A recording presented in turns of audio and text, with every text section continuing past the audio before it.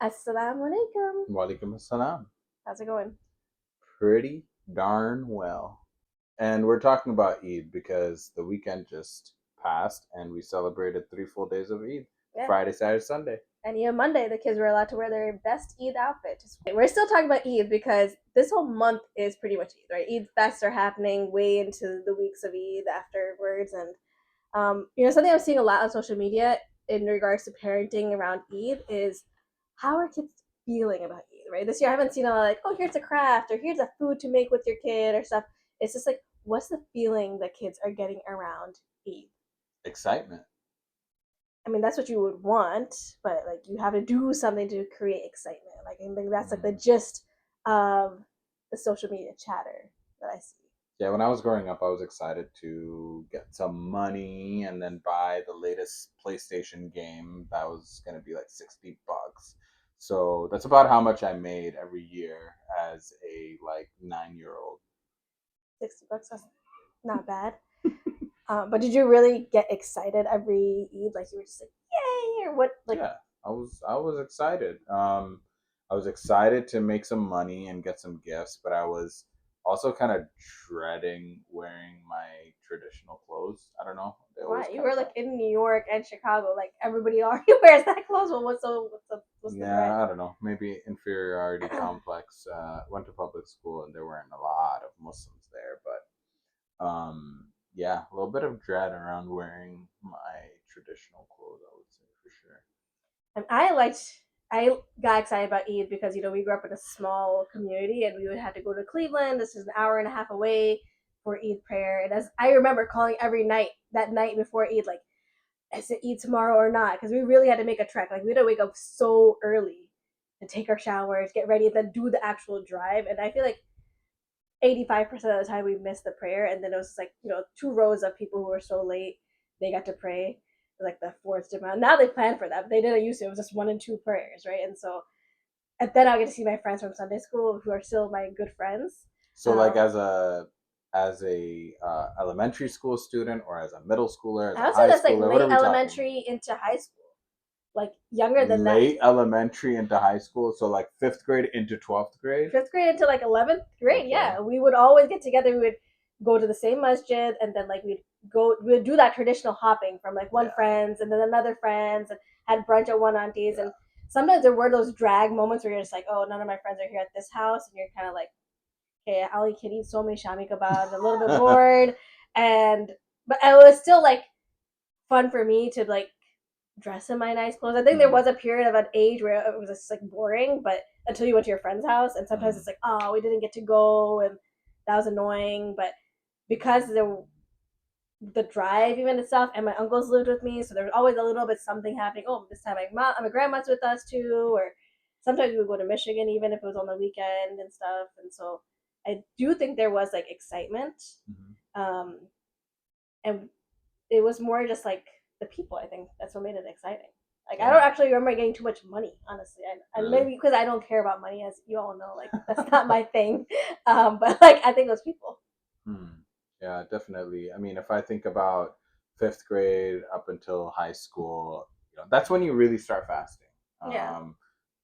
And before that, it's really all fun and games. But at that point, when you're late elementary through middle and high school, it's like you've worked hard for it. You've earned Eid, and that's kind of what I felt, like this excitement that alhamdulillah, like we're gonna get to see everybody, we're gonna get to eat like awesome food. My mom would always make this like epic breakfast at home. It was always just like a warm feeling, I would say. Yeah, we always went to this one auntie's house. My one of my good friends like families, and they would all have like such a good menu of food. Like I wish I appreciated food more as a young kid. Like I wish I could go back and like eat all those foods now. Growing up in middle and high school, you do really care a lot about what people think, and I think that with me, like being apprehensive towards like wearing my shalwar kameez or whatever, my parents would want me to wear my koti, and my uncle would want me to wear my topi, and there was an era where they would buy these clothes from like Pakistan and be like, it would come with the matching kusa, Yeah, and that was a thing. Like God, Eid it ka kusa, it was clothes used to be so uncomfortable, and it was like not in style. Like now, I feel, maybe it's social media. You know what's in style, especially as like a kid. Mm, Like even like mm. Serena knows, oh, this is cool or not cool. And I feel like I would never know. And I didn't have an option. It's just like you have what you have. We don't have like a billion bazaars before Eid. Like go buy this and that. Like it just wasn't available.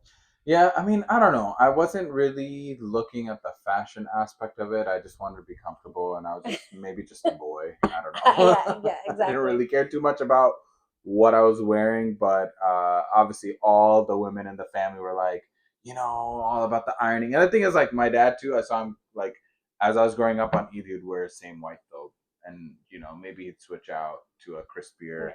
you know, uh, vasket or koti, basically Yeah. a And I think West. that kind of leads into like how our kids are feeling on this Eid, right? So, I think Musa was looking at his clothes and he's like, I like it, but the elastic was like too big on his pants. So he was like uncomfortable. So it was elastic. It was even like in a zarba. And he was uncomfortable the whole day. For a kid, I didn't have time to fix it. Dude, you just brought back a core memory. The zarban, the elastic. Like, that was I don't know why the shalwar is so big. Like little kids, it's like this short but this wide. What's the purpose of this? Yeah. Like somebody tell me. There has to be something. Yeah. Why are those shalwars so wide? It's like one size fits all, even an elephant. Except like, that you're out to be this short. It's like it doesn't always work. Yeah, this is the length, but this is the width. Now there's some that are nice. Like even this one that they wore, it was a matching one, and it already had the elastic in it and everything, but it was just a little bit too big. But the night before, they also wore desi clothes, kurtas and pajama, both the boys. And that pajama was so comfortable. Musa's like, I love this. I'm like, I'm not hot. I'm really comfortable. He wore it in the 5-hour drive and he was fine. So it is like that does impact your experience, obviously, right? Yeah. And so like sitting there in a crisp like cotton thing, it's like uncomfortable. Yeah. Like I think we unlocked the reason why I dreaded wearing traditional clothing. It wasn't about inferiority or anything like that. It was just uncomfortable.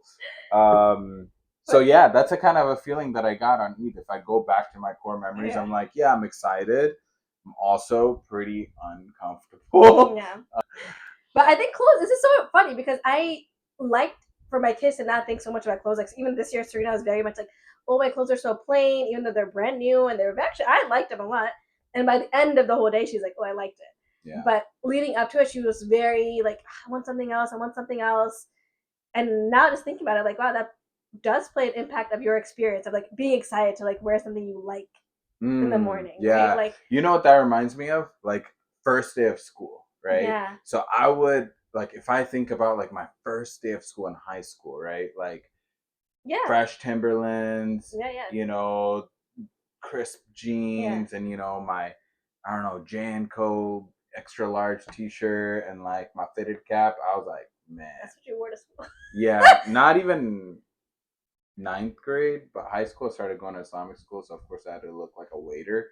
But maybe eighth grade, seventh grade, eighth grade, like middle school, I was super excited to go to school. Like I would like look at my clothes like the night before the first day of school. Yes, that's now I'm having this realization. Like I should like take Serena shopping for her Eid outfit. We like, should cultivate that feeling. Because for I really Eid. like I always push against like any clothes. Like you're already wearing uniform at school. You have a bunch of good clothes that's just like there. Like why don't you wear it? But like for Eid, it should be special. And that should give her that excitement of like I'm wearing something I like and I picked versus just something that somebody gave me and was too small and I gave her. Yeah. So pro tip number one, I think what we've just unlocked through this conversation is that cultivate that feeling of back in middle school when you wanted to wear, you couldn't wait to throw on those brand new shoes and those brand new clothes for the first day of school. That's that feeling that we should cultivate in our children as they get ready for Eid. Right, and the different ages too. Obviously, Suleiman being 4, he doesn't really care. He likes that he was matching with his brother. He loved it. So like, and Serena becoming into tween age, like that's definitely something that they care about. So I think about it like, I know she was kind of bored because she didn't get to see her friends and cousins that are her age, but I still feel like she had a good time because she got to like get Mandy done and she got a lot of money and gifts. And I feel like she did I feel like the feeling she got may have been like that typical feeling that I'm talking about. Like you saw people, you liked them, you're a little bit bored, but it's still Eid, so it felt nice. Right? I can see that at the end of the day where she was like, oh, I actually did like these clothes. And then she wore them again to school, so that was a good sign for me. it's really important to be intentional about what we do on Eid. And I think our parents growing up were very intentional about like going to people's houses and like, you know, making sure we meet our cousins and that we, you know, have a potluck and, you know, just really celebrate. When we lived in Indiana, right? Like, there have been Eids where, you know, maybe it's just like a breakfast that we do and we all go out together and, even that, you know, and just meet up with some friends, whoever you know, just even meet in with Madison, people. And, I remember like not even wearing like basic clothes. Like I had to go to work that day, but in the morning we had breakfast with like a foreign exchange student or something. And like that's a memory in my head, and maybe that kid remembers too. And it was like some friends, yeah, the right? dude Like, who was from Ghana, and then we like picked him up. Yeah, from his, we had to like, find him in the Eid prayer. Like, how am I gonna find him? We shared like pictures, but I've never experienced as a Muslim person in their mid-30s now. I've never experienced Eid in a Muslim country, and I think that's got to be on my bucket list. And I got to go to like, I guess my home country, Pakistan, Zindabad, great. And you know, I bet Eid there would be like a whole different experience. Have you ever had like Eid in no, India? I actually never did. Wow, that's something that we should plan on figuring out. Yeah, at some point. I think if we went to Pakistan, because you have cousins there, and they're so much younger, and like that they live there, obviously, so it would be a different experience. Whereas if I went to India now, like my family is spread out, whoever is left there, and it's like different. Pakistan, it is. And growing up in America now, depending on where you are, people are pretty knowledgeable about what Eid is, and now like corporations are like Eid Mubarak, you know, from everywhere between, you know, Disney and Target and whatever. I mean, we've had the Eid stamp for the longest time, right? Oh like, yeah, USPS. I love that stamp. That's like one of my favorite things in the United States. One of my favorite things. In the United States. I use that stamp, and you might have gotten an Eid card for me this year with that stamp on it. The Eid Mubarak Obama stamp. It was before Barack days. It was like, that's what I'm saying. It's like olden days. It's from, like one of those. Which uncle made this happen? Like, I will make the stamp. Sadruddin Bhai, we have to have the Eid stamp. I remember that whole promo. Like everywhere you went to the masjid, they're like, get your Eid stamp. Like, I definitely remember that. It was like 29 cents at the start. Now, like, they're so expensive. Yeah, I don't know about 29 cents. I remember stamps being 33 cents. I don't know. We got to look this up. Yeah, now it's like Jeremy, can you look that up for us real quick and bring it up on the screen in the back? How much were stamps in 1999? All right, he's looking it up for us while we continue the conversation. Today's podcast is brought to you by water. Don't forget to stay hydrated. As parents, you got a lot of running up and down, left and right, side to side. Make sure you drink your water. And USPS, you know, they're actually on the brink of maybe not existing by this time next year. So send your mail. Send me a letter. Send your cards. And write to your neighbors and your family and anybody. I think it's exciting to get mail. Yeah. So one of the Eid traditions that we started this year, not me, I won't take any credit for it. I was really flustered and annoyed. You were trying to not even do it. You were saying, dude, this lady makes me do a bunch of things. And it's like, she's like, I have an idea. We have to do these 5 things. You have to do 4.5 of them. Well, that's why you married me. No. What? How does that make any sense? But I think that's a really awesome tradition. And so what they did was in their class, the grade, all the students, whoever wanted to participate, they just filled out a Excel sheet with their address, and it's private and it's contained to their class or whatever. And they wrote them each other like little Eid Mubaraks. Yeah. It was really cool. Yeah, so you send them in the mail, so the kids got to like make the cards. They got to see the Eid Mubarak stamp, put it on, and then put it in the mailbox. And then however many cards you sent out is how many cards you would get back too. It's so personable, right? When you write something in your own handwriting, and I'm an artist, so I can appreciate that. And when I was looking at the cards, like you could tell, oh, Halima wrote this. Oh, you know, Subhan wrote that, and it's like, so it puts their personality into it, and I think that it's really exciting. It didn't captivate me until we pulled the. Yeah. Well, you weren't the only one, because kindergarten, first grade, pre-K, they were the only biggest classes that signed up. Everybody after that, even Musa's class in second grade, not that many people signed up. But I know, just like you, they didn't understand, and now when they got the cards, they're gonna be like, "Oh man, I wish I did more." You didn't understand the sentiment. You didn't know what the feeling was gonna be like. You didn't understand.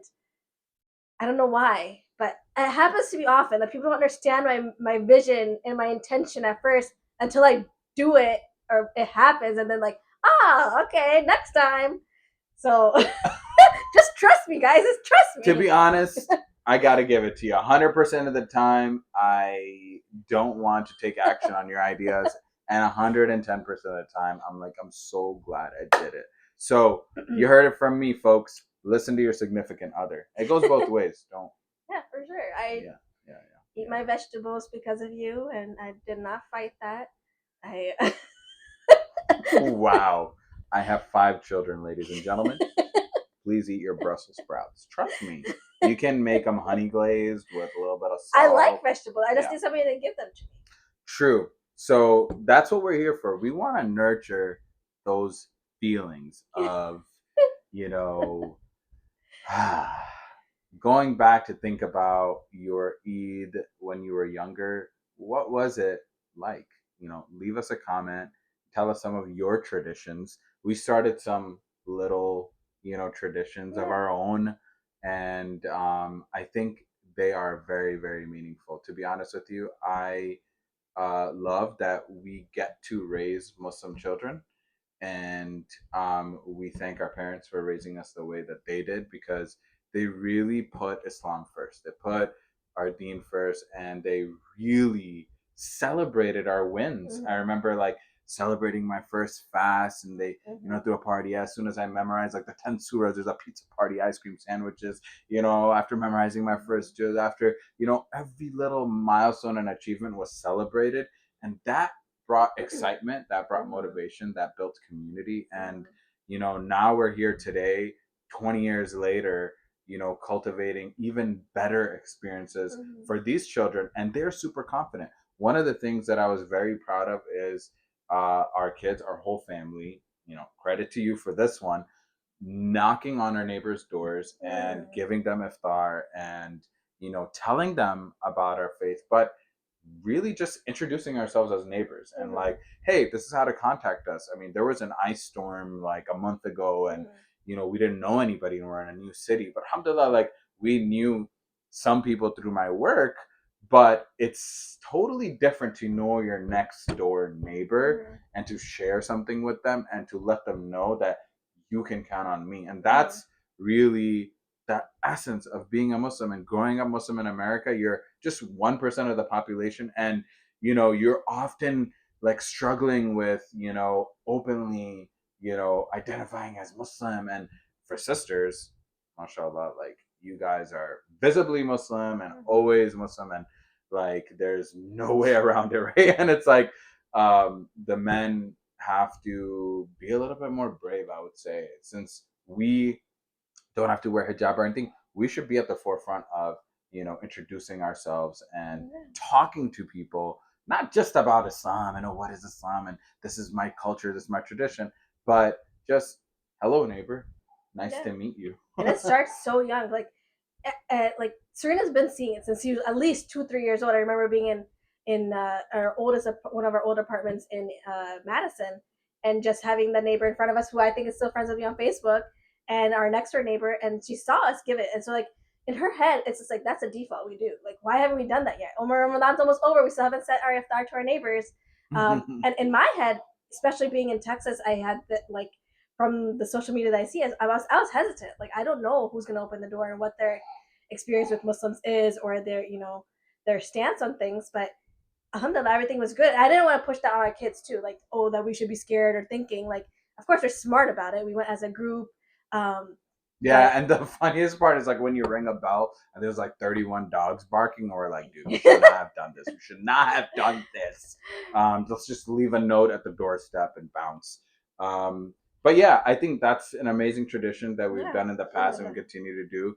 And we'd love to hear about your traditions. All right. So we'll still be talking about it. Leave your comments and let us know about your feelings around Eid. Uh oh.